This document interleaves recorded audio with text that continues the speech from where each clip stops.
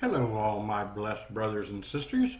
And if you don't know you're blessed, hopefully by the time you're done with this series, you will know, because we all are very blessed. I'm making this video today because I had a conversation with somebody who I've known quite a while.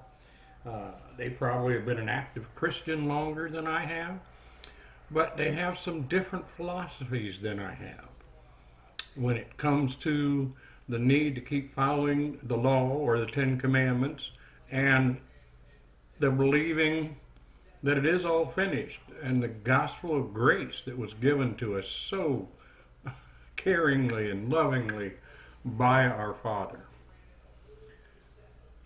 The main difference is, and this is my concern for anybody new to this or anybody who is getting started in this, is that there is a teaching, there is a I don't want to say a leaning by some churches to try to capture both the Old Testament and the New, the law and the grace, and have both. And one of the reasons that some of them do it is the fear that if you just totally believed in the gospel of grace, your sins are all forgiven, past, present, and future, and you have the ability to reap all kinds of prosperous rewards, peace, and many other things because of the grace of Jesus, because of the grace of God through Jesus and giving his life on the cross and rising again.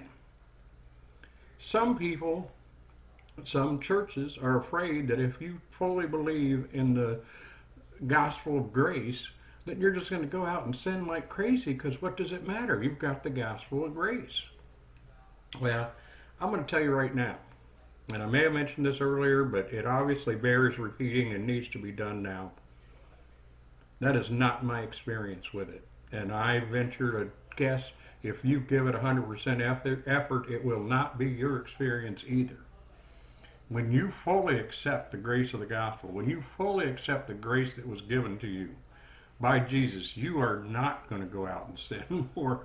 You're going to come closer and closer to the Lord and want to do more and more good in what, yes, some of the things say in the Ten Commandments, like number 1, love the Lord your God with all your heart, mind, and soul.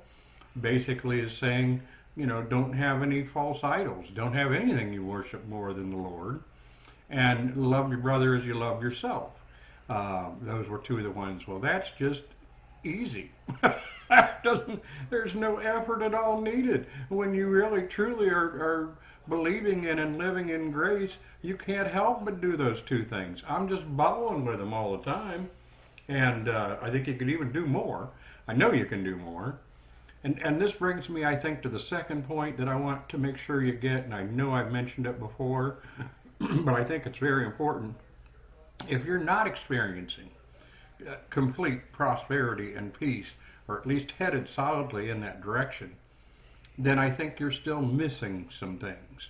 You're still not believing 100% that that is all there is to it, and living in that blessed life day by day, accepting those blessings, looking for them because you know they're coming, looking for them because you know you've already been granted them by your Lord. So I'm going to keep them short like always, so I'm not going to run this one any longer, but I wanted to pop that one in there today. And you got any feedback, questions, comments, please shoot them off to me. I think my email's in the video before this one.